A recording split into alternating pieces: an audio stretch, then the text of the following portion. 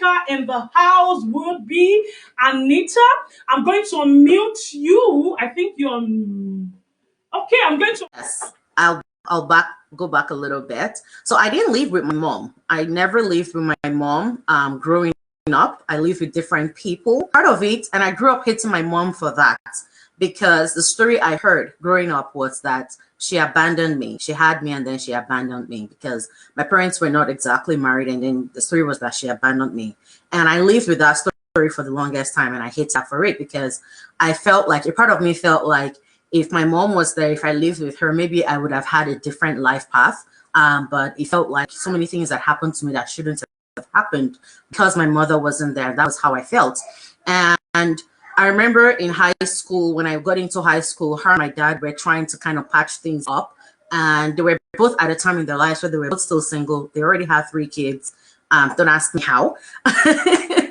but they're trying to make things up and patch things up. And it still wasn't working. There were a lot of family interferences here and there, mostly from my paternal side. And that really wasn't helping. And in that period, I try to open up to her about some of the experiences that I've had with sexual abuse. And because one of it was a family member, I think she didn't know how to deal with it. And she asked the person, and she did that right in front of me. And that really hurt me because it felt like I told you something in confidence.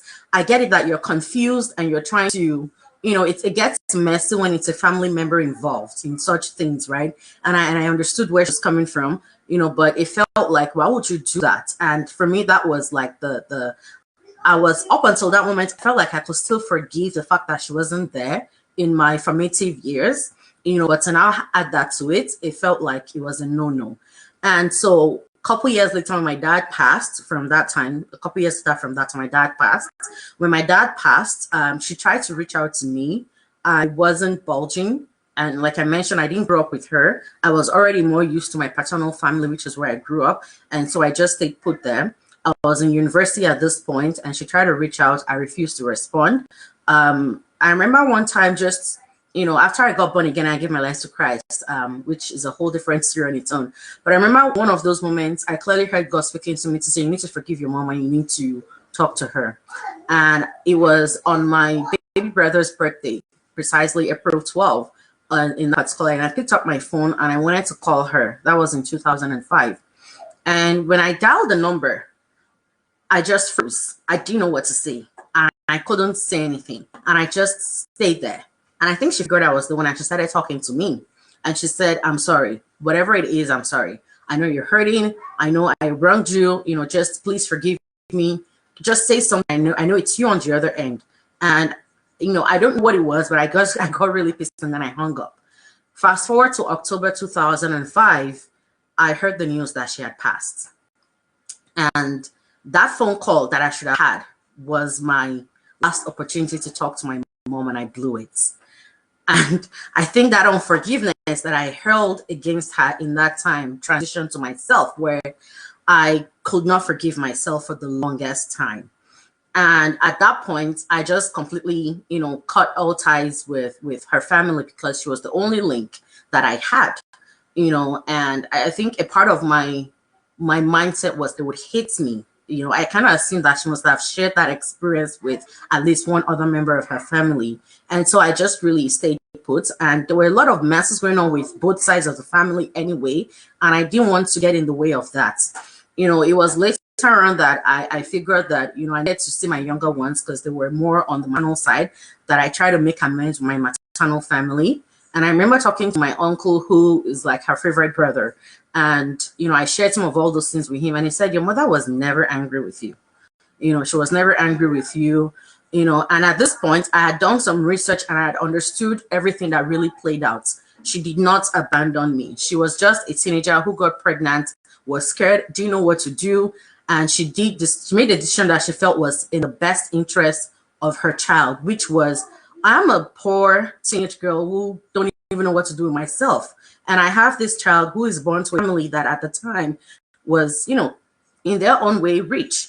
And she felt she was making the best decision, involving me in my father's life and in his family's life, and saying, why don't you guys take this child and maybe take care of her for me, so that she can have the best access to everything in life. Now that I have a child, now that I have it, I have two kids now. And I remember when I was pregnant with my daughter, the sad reality is, and maybe this is a little bonus, deal with generational issues, because just like my mom, I had my first pregnancy out of wedlock, and when that happened and certain things started playing out, and I saw the picture of everything she went through playing out right in front of me in my own life. The only difference being I was now an adult who was working. So even if it ended up that I didn't marry the father of my child, I could take care of me and my child on my own. But when I just saw everything, just the emotional pain of what was playing out before me, I figured that I understood right where my mother was when she had me.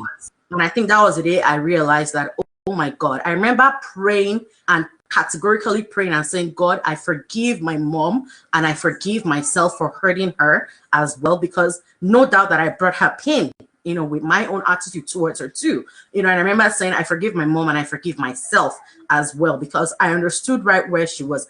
I had the finances to take care of myself and my baby, but I could not even handle just some of the emotional pain, the stigma and everything that I was feeling with, being pregnant and not being married, and I understood what that must have meant, even in our generation when things like that were unspoken, and so all of that really, really helped me to see. And as I go through motherhood now, I realize that everything a mother does, no matter how much we don't understand the idea behind that decision, in her mind, she did what was in the best interest of her child. And another thing is, I realize you can't give what you don't have.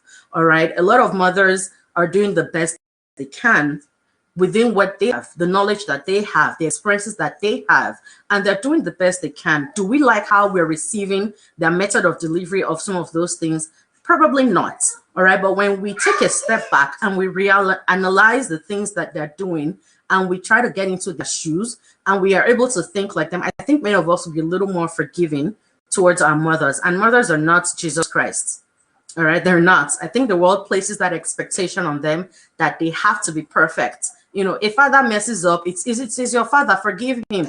A mother messes up, it's like, how dare you make that kind of an error? You are supposed to be a mother. We're not perfectionists. Mothers are not perfectionists that have to get everything right. They are allowed to make mistakes too. And I know, because we place that expectation, is why it's hard for us to accept when our mothers hurt us. It's like, you're supposed to be the all sacrificial giving one. No, that was Jesus Christ, not moms. All right. So, but I think, I don't know if that helps, but that was my experience with my mom. There's not a lot of time to say so much, but if there are questions, I don't know if you're taking questions. We're I'm more than happy to share more insights. Thank you. Okay. Thank you so much. That was wonderful, Anita. Thank God for the forgiving spirit. And thank God that you were able to at least make up before she passed. So, a little shout out to everyone watching us right now. Thank you. Thank you. Oh my God. I can see the love. I have Olajide Babalola. I have Bumia Jimati. That's my sister. I have Temilado Mito. I have lots of people watching us right now. Kindly share. Kindly share. It's a beautiful platform. I have lots of emails, like I said. After every speaker, we are going to pick two out of those emails. We are going to read it. They are going to help people to heal. A lot of people are watching me right now. And thank you for trusting me with your stories. This is highly confidential. Thank you for trusting me with your stories. So Anita, I'm happy you were able to overcome all of those. It's a beautiful thing. So I have two emails right now that I would want you to please, if you could help with, or any of the coaches, if they could help us with that. The first one said, my mom was well to do while my father was struggling after he had lost his job. My mom insisted that it's my father's responsibility to take care of the home, and thus she wasn't doing nothing for the family. My dad suffered and we suffered too. She was a party goer. But thank God I'm well to do now and I don't want anything to do with my mom. That's huge, right? That's so huge. So what would you advise this person to do? And if any of the coaches could help, how would you help this person? Because the mom was greedy, she was a party goer from what I understood. And right now the dad is late, but hey, she's not doing so well herself. And and it's not even, I don't know if he's a daughter or if he's a, I don't know. So he's not accepting the mom. He doesn't want to see the mom around him. How would you help this person to heal? Is that for me or for everybody? Oh, okay. Anyone can answer it. Let me unmute. If you want to talk, kindly Because I unmute. think I'll let my elders speak. Okay, okay, okay, okay. How would you help this person? That's the first email.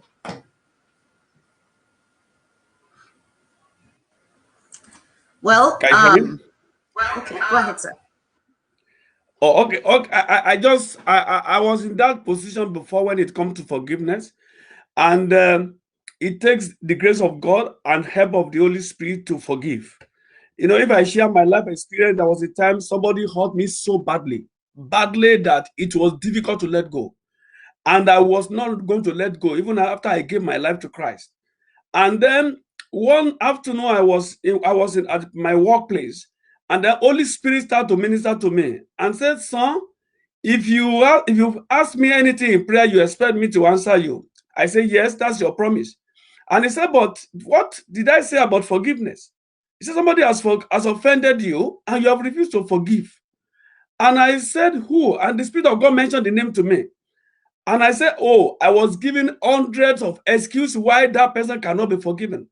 But the Lord told me, if I forgave you your sin, you can forgive." And I told God, I said, "You know, you made me. There is no way I can forgive this person unless you help me." And I told God, tomorrow, I'm going to fast and pray and ask for your help to forgive.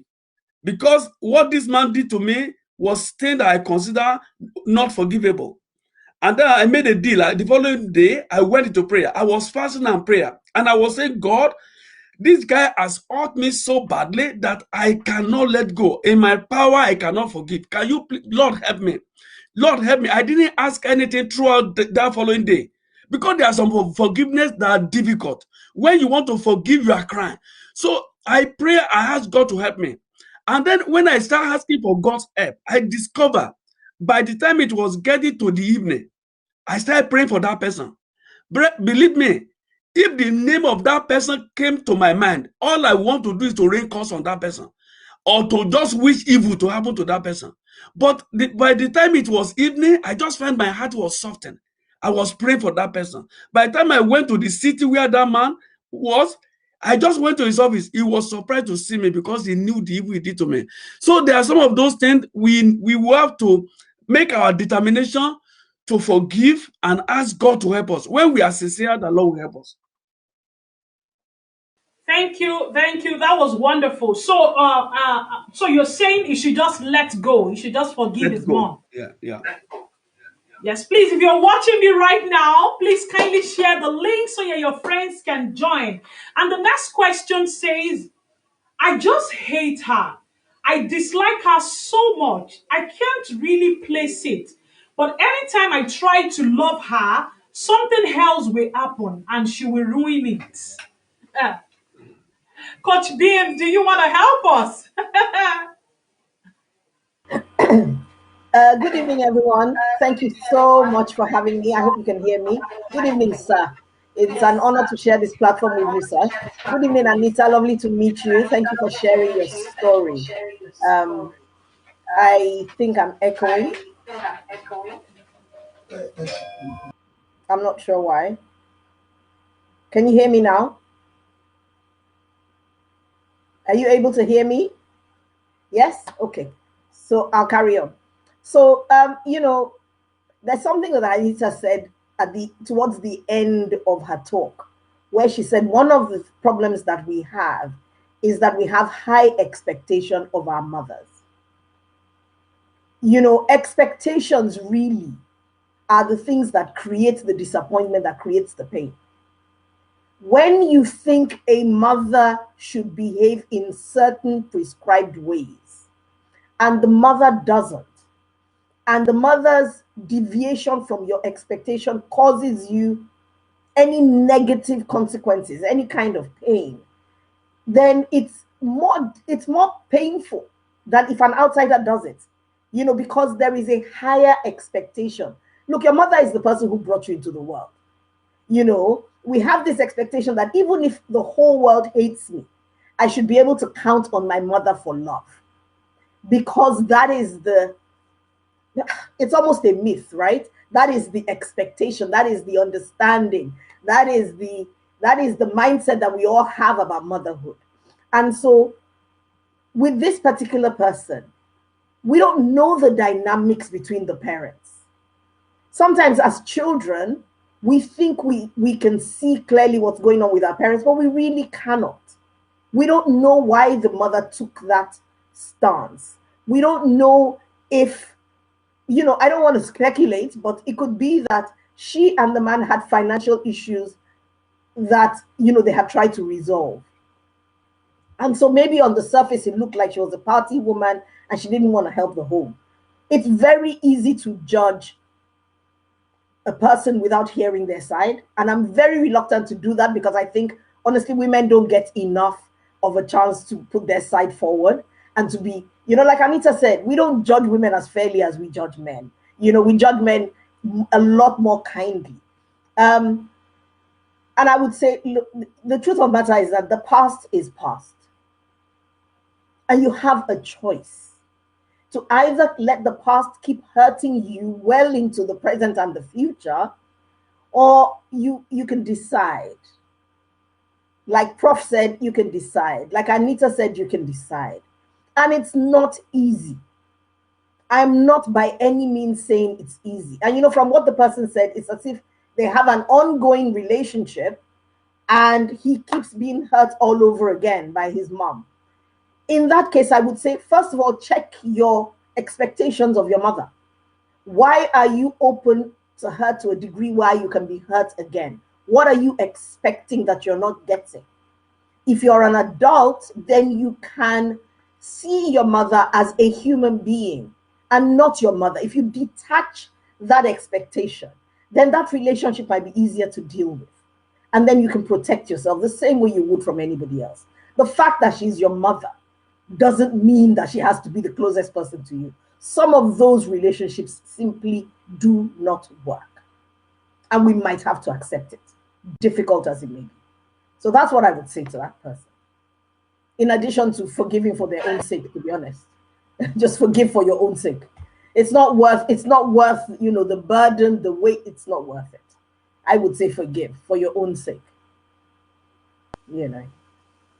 Thank you so much, Code Beams, the jailbreaker. Thank you so much. You know what? I'm just gonna go ahead and read 2 more emails. Then we can actually tackle that and move to something else, because I have more deeper issues right here. And I'm going to go on. This one said, I was raped as a little child by my uncle. That's my mom's younger brother. When I was around 12 years old, I remembered my mom took me to see a gynecologist and I was examined. I asked her what's for, but she didn't tell me the reason for the visit. One day, there was a huge fight in the family, and one of my aunties said it nonchalantly to insult my mom, that I was raped. When I confronted my mom, she said it was true. I asked her what she did to my uncle, but she said she couldn't do anything as it was a family affair. I hate my mom and would continue because she did not seek justice for my abuse. That's huge. That's really huge. That's really huge. So, who is going to help us? Coach Beams, Daddy, Anita, Yeah, who is going to help us? This is huge. I'm very happy to take that one on. Being a victim of sexual abuse myself, and also by multiple family members, in my case, I never told my mother. My mother has never, we've never had this conversation. My mother's nearly 85 years old. I'm 55 now. And this happened between the ages of 4 and 9. And these were my mom's cousins. You know, in those days, how you had all your relatives living with you and da da da da da. You know, but I don't know how long ago this story was. But the truth of the matter is that there is a powerful cultural construct that makes it so difficult to tackle these issues in our society. There are so many things that happen within our families, you know, within our environment that we say people mustn't hear. And so in a bid to maintain the reputation of the family, we don't care for those who've been harmed, you know, because yeah, ideally you want your mother to fight for you. She should fight for you. But if we understand the way that they themselves were raised in that generation, it was almost like everything is better than disgrace. It's almost like the tarnishing of the family reputation is the most important. It's the worst possible thing. It's the same reason why a daughter would come home and say her husband has been beating her, and her mother would say, "Go back to your husband's house." It's the same thing. It's the same thing, you know. And so a lot of people were failed by their families. They were failed by their parents, particularly their mothers, because also sometimes there were direct consequences for the mothers. If you made a fuss, if you came out and made a noise about your daughter being raped, then it was very likely that you and the daughter would be thrown out of the house. You know, there was a real danger of rejection. A lot of mothers were fully financially dependent on their husbands. You know, the whole thing is very complicated. Is that the way it should be? Of course not.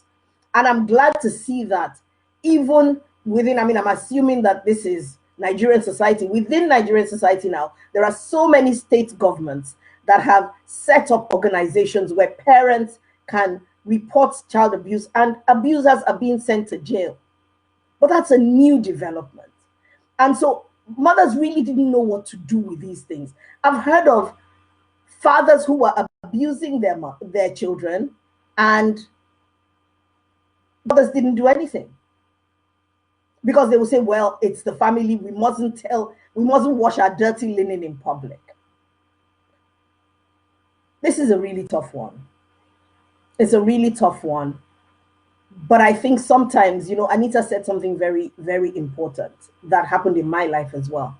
When you become a parent, and I think this works for everybody else, you know, if you take a moment to step into somebody else's shoes, you might understand them slightly better, and you might be able to excuse their mistakes.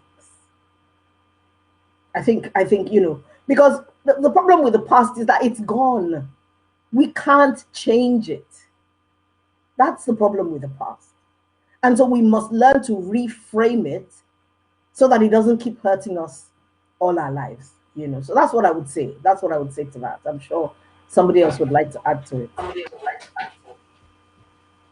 So, Coach Beam, I want to say something. Do you think this person needs a counselor, a Oh, for coach? sure. Okay. Oh, for sure. You know, I think when we have what it is that when we have pain that we're carrying in our hearts, yes, when we have unresolved trauma, it has all sorts of implications. It has mental health implications, it has emotional health implications, it has physical health implications. Unresolved trauma affects everything that you do. It affects your self-image, it affects your relationships, it affects the way you show up in the world. You know, I carried my trauma for a very long time. And there's a clear before and after. And sometimes you don't know what it's doing to you. And so I say to everybody, get help. Please get help. There is so much help available, and it's important to get help. Yeah. Because you must heal. It might not be your fault, that you were hurt, but it's your responsibility to heal. And for as long as you keep looking at who to blame or laying the blame either on yourself or somebody else, you make it difficult to heal.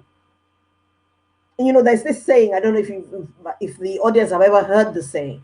The saying is, if you don't heal from the things that hurt you, you will bleed all over those who didn't cut you.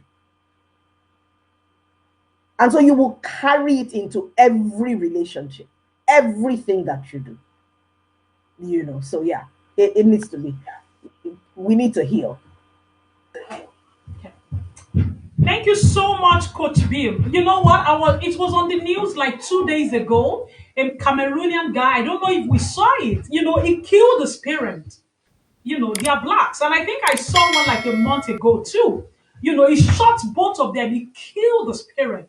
It could just be little things. It could just be little things. I pray that the Lord will really, really help us in this assignment. I call it delicate assignment. Very, very delicate. May the Lord help us not to miss it so that all our suffering in the life of these children, that we will reap each and every one of it in the name of Jesus. So, for people that are watching, thank you so much. I love you all. You know, I love you back to back. I love you so much. Kindly share this video so that people can benefit from it. Thank you so much. And we'll move on to the next email right now.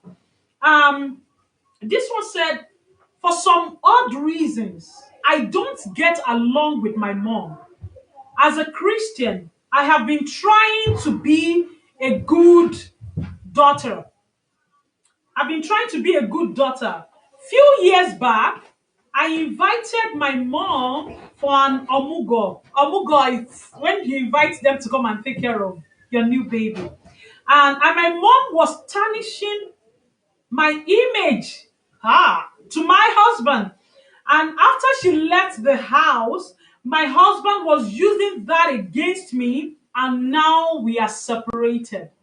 I used to think this thing is common among mother-in-laws. I can't even imagine it that a mom will come to the house, you know, and be discussing her own daughter with the husband. Okay, I'm gonna leave that. I'm gonna leave that. Daddy, can you please help us with this? This is huge for me.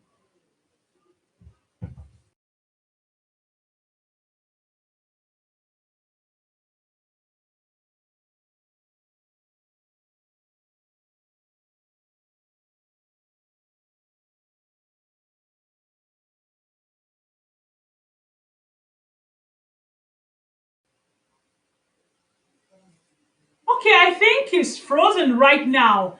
I think he's Coach Beans, Anita, do you have something to say to this?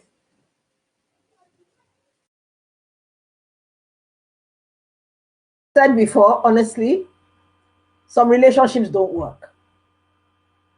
Some relationships can't work because I don't know why. First of all, why would a mother want to do that? You know, did they have a difficult relationship before? You know, was her mom trying to get some revenge on her?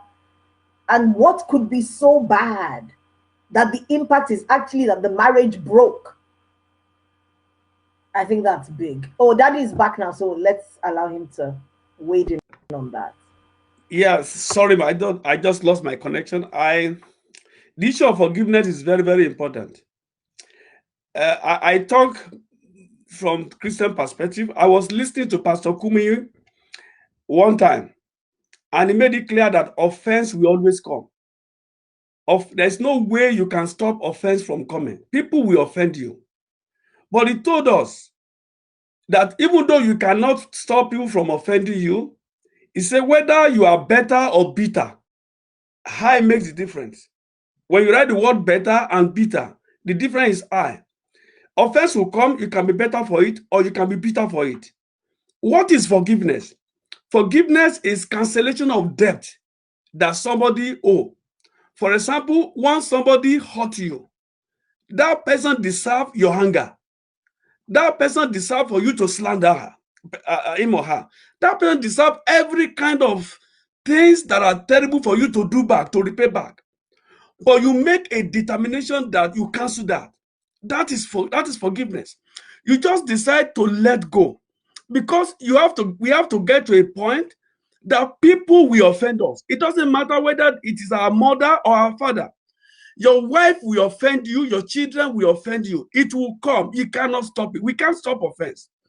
But we have the ability to determine that we are going to forgive. I've got to a stage in life that I have made a determination I will no longer take offense. Because when we refuse to forgive, somebody said it is like taking a poison and expecting the other guy to die. I am so honored to be on this platform with two of my sisters. I love your story and what I'm hearing from you. It blesses my soul. Now, when you take poisons, the other guy will not die. It is keeping it without letting it go is like taking poison. It eats us gradually. And the sister said, you person will keep on bleeding and bleed over the other people. So the issue of forgiveness is to let go. It is a personal choice and determination. You know, somebody said, oh, he came back and do it again. Forgiveness is total. It's not going to wait till another offense is committed. To that sister that your mother has done that to you, I'm deeply sorry that your mother did it. It was out of ignorance. She didn't know what she was doing. She didn't know that would lead to the breakup of your marriage. She had a weakness that she need even to be pitied, because I know now deep down between her, she would have realized that this is not good. But you have a responsibility, even as a believer, to forgive her. I plead with you, because if you do not forgive her, you are going to have bitterness towards her. You are going to have resentment towards her. Each time our thoughts come to your mind, anger will come up. Where is your peace? The peace will disappear. So the only way you can enjoy your peace unhindered is to make a determination. I'm going to forgive my mother. I will let go. Whatever she has done, it is gone. I can't change it. By not forgiving, I will not change it. But it can only keep you angry, bitter, with resentment for a long time. And you always, if you are not careful, you know, you will carry it on to other people. Like that sister, I think that said, he said, you know, if you do not let go, you end up carrying it on to the next relationship. Please determine that you are going to be better for it. I want you to forgive from your heart and let God help you. Call and make peace with that mom. Believe that she did it out of ignorance.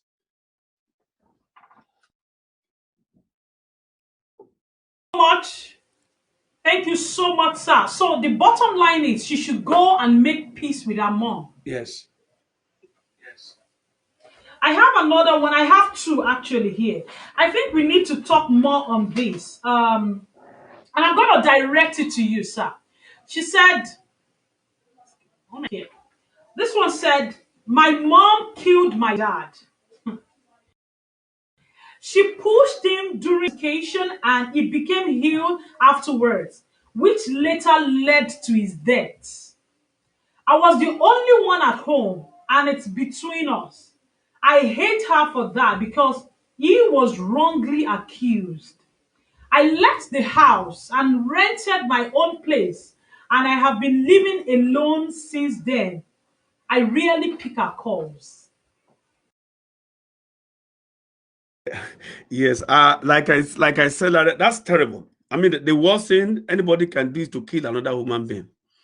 But that your dad was created by God, and you ask yourself, if your mom go back to God who created your father and say, I've committed this offense, I've killed my husband, God forgive me. Do you think God will not forgive your mom who created your dad? God will forgive. There's no sin that is too hard that God cannot forgive. Even it doesn't have to do with that person even repenting. God forgive us our sin even before we repent. So even if your mom does not, even if you have not repented of that, you still have to forgive her, because if you don't forgive her, you will carry this burden of bitterness and anger and resentment towards her for the rest of your life. And then by the time she died, you come to the realization of the fact that you ought to have forgiven her. Then you want to go and tell mom, I forgive you. It will be too late. You can't do that any longer. So you can do that now when she is alive. Again, remember, she sinned against God by killing her husband. She has done the most terrible thing anybody can do. But people did that to Jesus. They killed her. She forgave them. They were stoning Stephen. He forgave them. And that is why I want you to look at it from that perspective. It is a sin against you right now. That is true, because she deprived you of the fatherly care that you rightly deserve. That is true. She deserved that man the right to live. That is true. But you can't carry that burden on for the rest of your life. I want you to please forgive her. Forgive her for you to be able to move. That's the only way you can bring it to pass. If you don't forgive her, that story is still a standstill between you, and it's going to even hinder your growth. Even when you, whatever religion you are, if you're a Christian, it's going to hinder your growth in the Lord. It's going to hinder your blessing. But when you forgive, I know that things are difficult to forgive. Like I said earlier on, if you need to pray, whatever you need to do to ask God to help you, I want to counsel you, I want to advise you to first of all settle it in your mind that you are going to let go, you are going to forgive her. Forgive her, call her. Even if she doesn't repent, you call her, make peace. Mom, you did this. I didn't like it. I hold it against you for a long time. But I forgive you. And I want you to make it right with God. If you have not confessed that sin to God, please do. But I forgive you, and go, let relationship come back. And so that whenever that old woman passes away, you will not live with a regret forever that you didn't forgive from your heart. Because the time will come that you feel the nudge to forgive completely, but it might be too late that time when she's no more. Thank you very much, sir. Anita, do you have something to say to this? Absolutely. And thank you very much, sir, because you hit the nail right there on the head. And that's where I'll start from, which is a time will come when you want to forgive and it's too late, which is what I shared in my own story with my mom. It's that when I made up my mind that, you know what, I want to have this relationship with my mother and I want to forgive her and I want to build that relationship, it was too late. She was already gone.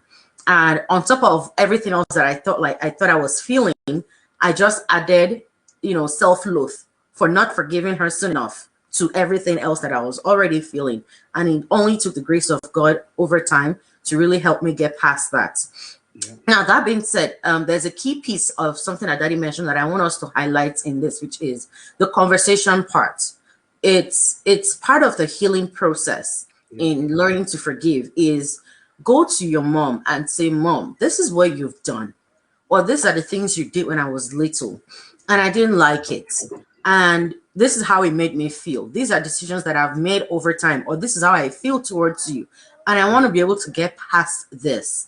Now, that can seem like a slippery slope because you don't know how they're going to react. I have heard stories where people have gone to their parents like that, and instead of the empathy and conversation that they were hoping for, the parents kind of rubbed it up in their faces.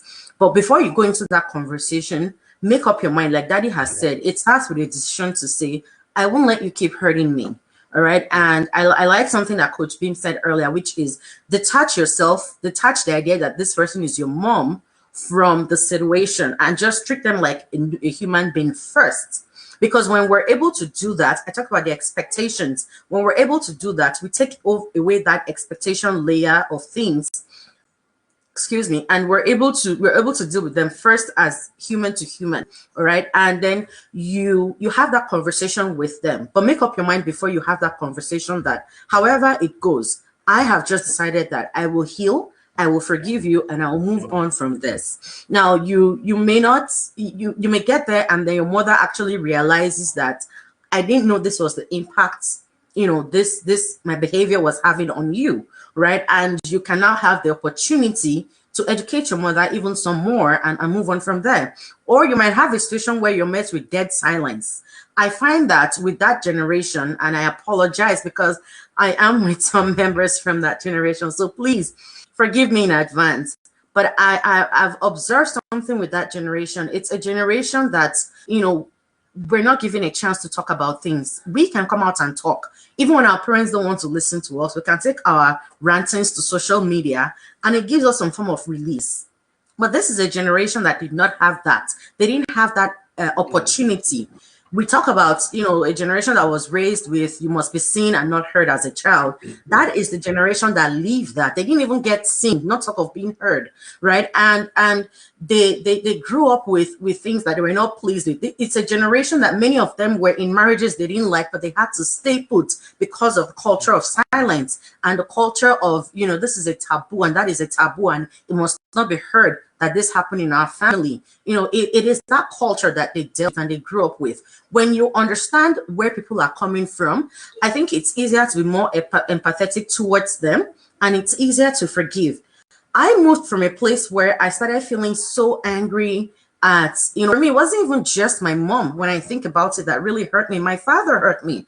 The extended family hurt me because, you know, the same way my mother reacted to the stories of my abuse is the same way, you know, a chunk of my family members reacted to the story of the abuse. You know, my parents passed, so many things happened, you know, but I got to a place where I felt so angry, so bitter that when the healing process really started and started to make sense to me, I actually started feeling pity for each and every one of them because I saw the ignorance. I saw that they didn't even know. Like Jesus prayed for those people when he was dying. He said, forgive them, for they know not what they're doing. Most of them, if they really knew the impact of the things they're doing and saying, I doubt that if they are really saying, anybody would intentionally do those things to another human being. If they knew the impact, they would probably never venture to do it, but they don't know. So I realized that sometimes they do some of these things out of ignorance. Sometimes they do it because that is all that they know. I'm sorry, I'm a Christian, and I like being very practical with the word of God. So you might hear me throw out scriptures into your face. If I'm sorry if that is if someone here is not very familiar with all of those. Okay. Thank you. All right. The Bible says that my people perish for lack of knowledge. If they don't know, there is no way they can help you. So they are ignorant and they don't know and they are perishing on something. And guess what? You can't, if you can't give what you don't have, your mother might not be able to give you the justice that you're looking for. Maybe she herself has been hurt, you know, and she didn't get justice because she grew up in a setting that told her you dare not speak up. So asking her to speak up for you would be a problem as well, you know. Or how do you even tell the story that my father died because my mother did something, right? She doesn't know how to deal with that, and it's not fair. And honestly, like Daddy said, honestly, when I hear some of these stories, all I can first of all even think of to do is to say, look, I'm sorry that anybody went through any of this. It is not fun to be in that kind of place, especially when you even have to keep having conversation with the person. Now, if they acknowledge what they did, it makes it a little easier to even talk about forgiveness. But what if you're dealing with somebody who doesn't even see the wrong in what they have done? You have to still forgive, like everybody has said, not even just for them. If you're going to be a little selfish about the forgiveness, make it about you. Forgive for your own sake, because the truth is, you really would not mourn. You will. I like the analogy that Coach Pink gave. You keep waiting on everybody else. You really would not move on. So if you understand the generation even that we're dealing with, I'm talking about here, you will see that a lot of things did not work out for them. Is it an excuse to do the things that some of them have done? Not at all. Not at all. But it will help you see, and ignorance, even in the eyes of the law, is never an excuse. It is not. But you see some people, when the full force of the law comes on them, you see the remorse, you see the regrets, and you see them trying to make up for it. Some of us, if we give our mothers the chance, they want to make up for it. And as someone who lost my mom before I got that chance, you know, without getting that chance, my word to everyone is, look, give them the opportunity. Have that conversation with them. If you now have the conversation with them and it becomes clear to you that they know what they were doing and they've just decided, still make the decision within yourself to forgive and move on for your own peace of mind sake, for your relationship with your God's sake. Make that decision and move on. And if they now really did not know what they were doing, then you get an opportunity to educate your parents and you get an opportunity to make amends with them and enjoy them while they're still here. I see people with their mothers, and honestly, I envy that. I will give anything to have my mother back, anything, you know, but I can't have that chance. While you still can, how painful as it might be, find a way to please make it work. It's good. Wonderful. We are going to take the last email. That's the last one. We've really covered a lot. And I'm happy people are enjoying this. I'm happy that they are learning from it. I'm happy that we have great mothers in the house who would not want to repeat such mistakes. I know our kids, they see us as God, mini God. Oh, my mom dare not do that to me. And we see them as, and we see them as such too. We see our kids like, oh no, I trained that child. She's not supposed to do that to me. I am the mother. She should understand that. So there is a big competition. So I pray that the Lord will help us to balance things out so that we'll not be weighing up on them and why we are losing on the other side, or weighing up on us and why they are losing on the other side. So let's take the last one now. Let's take the last one. Thank you all for sticking around. This one said, I'm in my 40s. Give me a sec here. This one said, I'm in my 40s as a man. I have dated many girls, and I think he meant, and none of them has ever accepted my proposal. In my dreams, I see my mom telling me I will never be married. I have received so many revelations and prophecies from different pastors saying I should go and beg my mom. She insisted that she doesn't know anything about my problem. What should I do? This is more like a question. What should I do? I'll go to my pastor in the house first. Yes, this is huge. Yeah, this has been issue in many places. It's even different now that it is here the vision or the dream. There will be people that the pastor is the one that will tell them that it is your mother that is not allow you to get married or have baby. And many so-called men of God have destroyed many family with prophecy. But this is different. He had dreams and he saw that it is the mom. But dreams sometimes may not be reliable because so many things are going to dream. Devil play with people in their dream. Yeah, so one has to be careful how one will take dream. But there's one thing that I know. Even if it is your mother that does not allow you to marry, even if it is because it is possible somebody is doing it and it's not your mother, and then they will use the image of your mother to show themselves to you in the dream to deceive you that it is your mother. So I know that, and if a man of God is not filled with the Holy Ghost and he see vision, the devil will wear the image of somebody and he will see that person. That's why I'm not the parent that I want to listen so much to people who go around to prophesy. But one thing I know, whoever is behind it, his power is not beyond God. And I want you to stick onto God. The one thing you have to do, examine your own life completely. If you are holding back, somebody has offended, you are not forgiving somebody, then that's going to enter your prayer. If this issue of what they have told you about your mother is in your mind and is affecting how you relate to your mother, and you are not forgiving her for what you don't know, you are not even sure of, maybe it is her, that may hinder your prayer and your blessing. So whatever, even if Satan himself is the one that is standing on your way, you can take him down in the place of prayer. All you need to do is to spend time in prayer. If you have to go into fasting, try fasting, I know you have been doing it. But I want you to know that weeping may endure for a night, but the joy is coming in the morning. Your time will come. If you will not faint, if you keep on holding on, and when it is your time, your wife, nobody can take away from you. Whatever you have seen in vision, whatever you have seen in dream, please don't let it affect your relationship with your mother. Even if you believe it is her, forgive her, let go, focus on God. Because even if you fight your mom or whoever is behind that, that won't solve the problem. The only one that can solve the problem is God himself. So I want you to take it to God in prayer. And you can, if you know people of God that you can partner with in prayer, that you can come together and pray over it, do it. In Nigeria, we usually go to the prayer mountain to pray. But here in Canada, we can find secluded area. There's an area here in Dondon. It was a good place. Me and my wife will go there for 3 days just to go and meet with God And so many things will take down, so many challenges of life will take down there when we spend time to retreat. Because sometimes this prayer like this require for us to retreat. Find a secluded place, go to rent a cabin, spend time with God, and be emphatic. I take down this challenge. It will go down because no power is beyond God.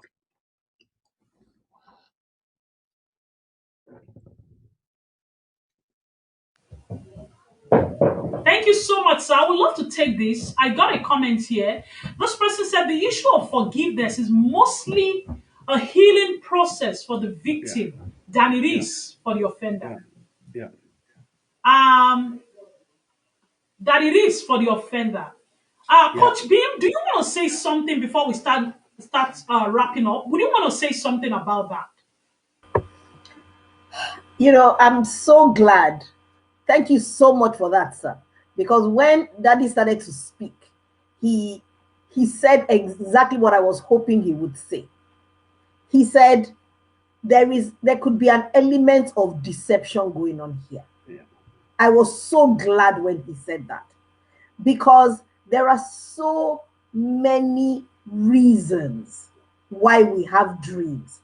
Listen, if you go to bed hungry, your mind will throw up food. Yeah. If you have a general mindset, if you have, even if it's a subconscious belief that your mother doesn't like you, then you're going to think you're going to dream about your mother. It's not strange, because we need to be really careful not to allow ourselves to be manipulated by people who most certainly do not have the Spirit of God. Yeah. We need to be very careful. There are too many homes that have been destroyed. Too many. And we need to make sure that we're not a pawn in the hands of these people. Now, in terms of not finding a wife to marry, the truth of the matter is that we as human beings carry energy within us. We have an energy signature. And what I would ask you to do, if you're courageous enough, is to talk to a few of those women that you might still be able to communicate with and ask them what you may be doing wrong. Mm-hmm. We assume that everything is a spiritual problem. It might not be. Yeah. Perhaps you have behaviors that women don't like. Maybe there's something that you do when you get into a relationship, and after a certain time you start to display some behaviors that a woman thinks, I don't think I can cope with this for a lifetime. It might be something as simple as that. So I would say, before you allow any man of God, in quotes, to manipulate you and to complicate your issues. Because sometimes we have an issue that is easily dealt with, and then somebody complicates it and makes it into this huge thing that now has no solution. And then you're stuck for decades with the same problem. So I would say, try to find out what's going on with you. You know, there are actually dating coaches. There are dating coaches. Maybe there's something you're doing. Maybe you're not very good in relationships. Maybe you're controlling. Maybe you're not committing in the way that women want you to commit. Maybe you don't know how to treat a woman. Maybe your dislike for your mother is coming across. You know, I'm a mother of 2 daughters. And I say to my daughters, under no circumstances should you marry a man who does not love his mother. People say don't marry a mommy's boy. I say you're safer with a mommy's boy than a man who hates his mother. Because a mommy's boy, it's okay, we'll all love your mommy together. It's safer. If you marry a man who hates his mother, a man who hates his mother is a man who has never learned how to love a woman. He cannot love you. So I need to ask you, you need to check yourself.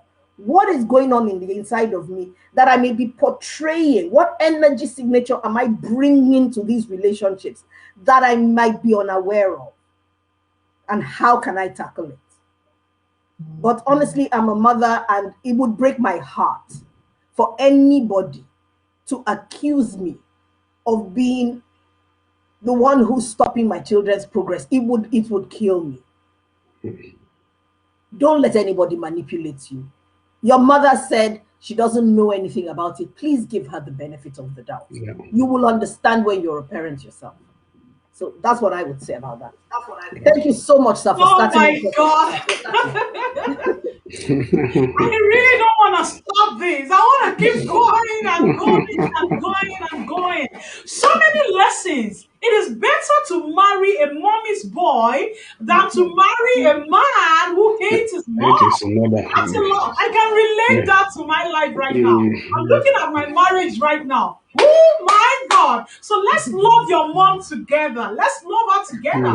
That's It's better powerful. than let's hate your mom together. Oh my God, I can't stop this. This is great. Wow, wow, wow.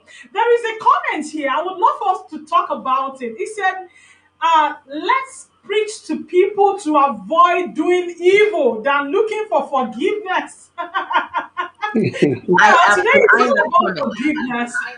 I have to iron that comment. I saw it pop up and I said, "This is interesting." Look, in anything, and I love Antede Delato's response. There is no way we cannot offend each other. Hence, the discussion about forgiveness is very important. When there are human beings, wherever there is, if I even within you, sometimes there is conflict as a person. Yeah. Within there is conflict as a person. How much more you bring in a dynamic of another human whose experience, backgrounds, and exposures in life are completely different from yours. We would offend each other. Now, in any social issue, in any issue for matter, there are preventive measures to take. There are measures that you take to correct actions, and then there are things that you set in place to help people, heal from things like this. And this is why there are different people who do different things. This is why sometimes you would see a coach come up on someone else's show and talk about some things on how you can deal with certain things. There are people who deal with preventive measures. So we talk about the preventive measures, which is where I'm an advocate. I advocate for saying, look, don't sexually abuse a child. Why? Because I've been there and I know that it's a terrible place to be and it's not right, right? And we advocate for these things and we say, don't do it.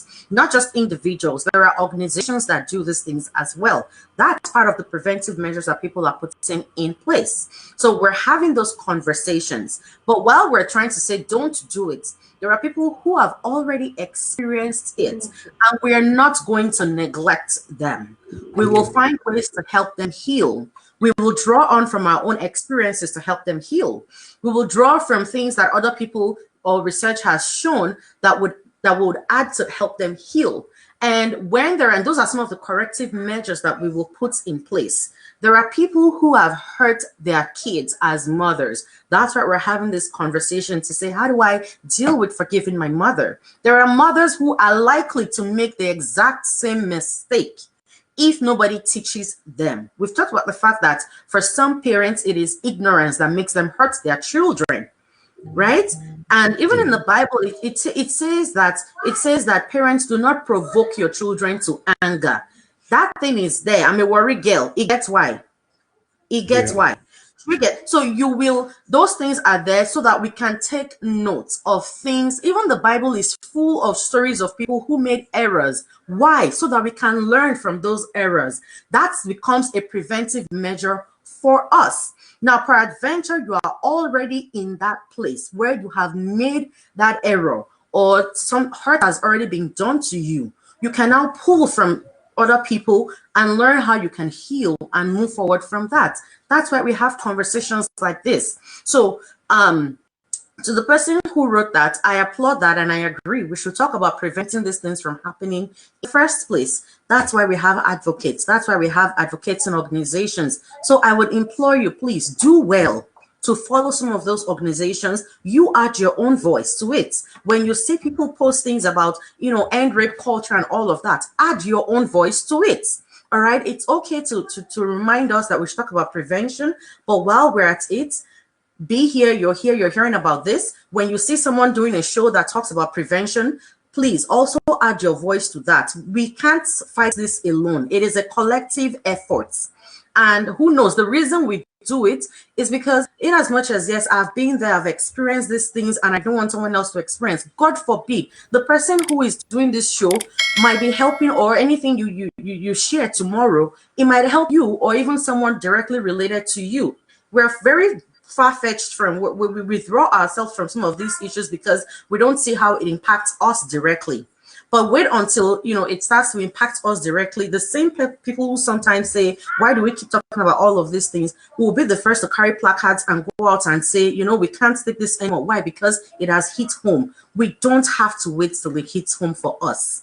So please, it's all part of the process. All of this, it works together to help us build society. But thank you. It's a very great comment, and it's something that we should keep in mind for sure.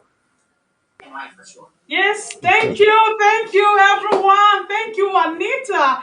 I can see that Olufunso is advocating for mommy's boys right now. He said, mommy's boys are the best, too. Okay, so as someone who is going into relationship issue and marriage issue, let me support that. Go for mommy's boys, please look for them. Coach Bim said they are the best, so I'm holding on to that. Coach Bim, I'm still going to make my research. They are the best, and I see that there is a lot of comments going on and on. The commenter, they're trying to help my brother right now, maybe not to help him. He said, he who kills by the sword should die by the sword. I see that, and I can see that a lot of people are trying to explain to him, no, even the offenders sometimes they don't even know that they're offending you. Oh my That's God, true. Yeah. I'm excited right now. I'm so happy that I brought this up, and to those who trust me or trusted me with their stories, thank you so much. I promise this is not going to be out there, but I know some of you said, okay, I'll come back and watch the video. Please do watch the video and take the necessary steps to get healed. Remember, when you are holding on to all of these things, you are burning yourself. You are tearing yourself apart. When you hear your mom talk, you wonder, who is she talking to? When you hear the voice, you are boiling. It's affecting your mental health. It's affecting you moving forward. So please and please come back. Watch this video. Get healed. I want to hear your testimonies. I want to see you laugh. I want to see you rejoice. I want to see pictures of you and your mom together. This has really been great. I can't even get over it. Thank you, Coach Beams, the jailbreaker. I know you've set so many people loose today. Thank you. I'm so grateful. Thank you for your time. I know it's around 9 or 10 right now in London, and here you are with the IBIS show. I'm grateful. And for you, Anita, oh my God, thank you for trusting us with your story. We've learned a lot from you. Thank you so much. And of course, my daughter in the house. Thank you, sir. Thank you, sir. I can see a lot of people watching right now. I know it's setting so many people loose. And I see my pastor's wife, Olawumi Oyetuga. Thank you for joining us. Great panels. Thanks for sharing from your wealth of knowledge. I see all of you. I I can't stop going on and on all the comments right now. Now to wrap it up. I said we were going to spend 45, 50 minutes, but hey, come on. We are learning. This is like, I don't even want to get out of this right now, but we have to go. We've got bills to pay. So, we've got bills to pay. This one said, my sister, she said, great deliverance for people. Mom is not automatically the best. Yes, I know they are not automatically the best. So, to wrap up things right now, Anita, would you want to advise one or two persons in 1 minute as we wrap it up? Absolutely. So, as far as forgiving our mothers go, here's what I would say is that just first of all, in your mind, make it set in your mind that I will forgive parents, or I will forgive my mom, right? And if you can have conversation with your mother to let her know what is hurting you, please go ahead, have the conversation. If you're a Christian, I encourage you greatly to pray before, because the Bible says that the heart of kings is in the hands of the Lord, and let him look in our hearts too. that you can have a fruitful conversation. Now, if you have that conversation and your mother is just still very toxic, because we can't take away the fact that there really are mothers that are toxic. If that's the case, then go with what Coach Beam said, which is detach that expectation of trying to find anything from her and just treat her like you will any other human being, with respect, and set boundaries if need be. Set boundaries if need be. Healthy boundaries that you don't keep putting yourself in a place where it keeps hurting you, but at the same time you're in a place where you're able to forgive her and let go, but you still are able to do any duties you want to do as a child to a mother, as God will help you. But you need to forgive, whether it's your mom or anybody else. And oftentimes, honestly, it really truly is about freeing the offended much more than it is about the offender. Thank you, Thank you. thank you, thank you so much. Thank you so much, Anita. And how to hear from Coach Beam as we. Okay, thank you so much. Thank you once again for having me. It's been such a fun evening. I didn't even realize we had been here this long. They say funny how time flies when you're having fun, right? Yeah. Yeah, so we've talked about some really deep stuff. And I just want to say to anyone who's listening or anyone who watches this after, who listens afterwards, when we carry pain, when we hold on to pain, when we hold on to memories of offenses that we have suffered, honestly, we are the ones carrying the burden. Yeah. There is scientific proof that unresolved pain causes disease. There are certain diseases that are linked to unresolved trauma. The trauma that comes from the pain, a painful relationship with our mothers, is a huge trauma. Please, I know it may seem, the title of the session today is The Unforgivable Sin of a Mother. May I say there is no unforgivable sin. Yeah. So for your own sake, lay down the burden. And like Anita said, set boundaries if you need to. In fact, we all should have boundaries, really. But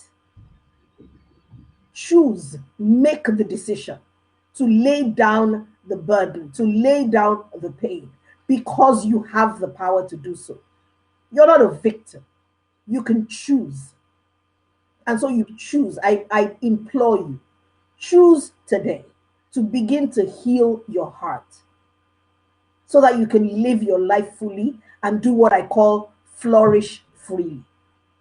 It's an honor to be with you. Coach P, I've never met you before. I'm really blessed listening to you. Now I'm going to look out for your program. Thank you so much for being a blessing. Anita, you are amazing. It's amazing. I don't know, you are such on fire. I've known you for a long time. Your story inspired me, and I'm sure many will get better listening to you. Thank you so much for making yourself available to touch the life of others. I can only just conclude by saying that it's been a wonderful time, and we are really blessed to listen to every one of us. And I thank those who are here. There are a few things I want to quickly say before we go.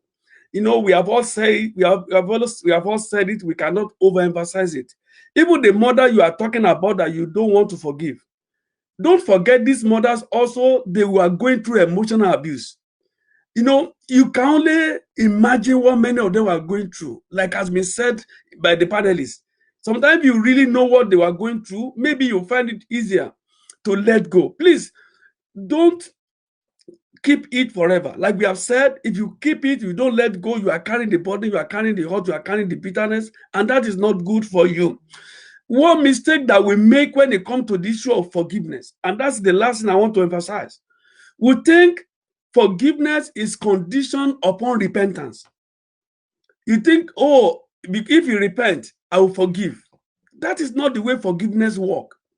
Forgiveness is unconditional. Either the person repent or not. So because we have encouraged you, go have conversation with your mother. And you might go there, it might be an insult upon the injury. That means, and then if you now react, it means you have not forgiven. Because you are basing your forgiveness on your mother repenting of whatever you think he has done against you. If you forgive in your heart, you have made up your mind, whatever, even if she tried to aggravate the situation, I'm forgiving her. The only thing is I want to have a conversation with her to make sure that you know I've forgiven her. So you will never leave at the end of the conversation with more bitterness because you are forgiven. If you say you are forgiven and it will occur again and you are bitter again about the thing of the past, it means you have not forgiven. Because forgiveness is total. Let it go. And when we allow God, we can do it. There's nothing we cannot do. So let us detach that from that person has to repent. Some people will listen to you. It was not my mother, it was my father. At the point in time, I was not really happy. And I wanted to confront him. And I went in the cocoa farm.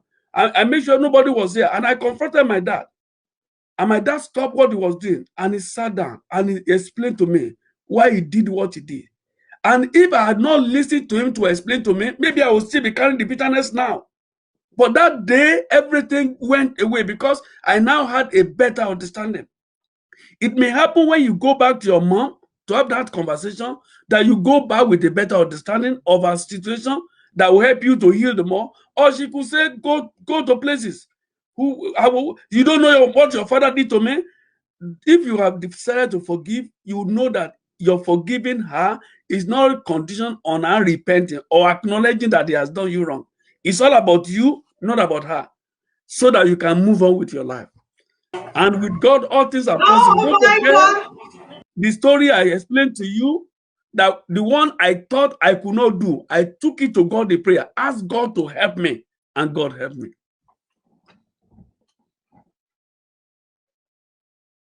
Thank you for having me. God bless you all.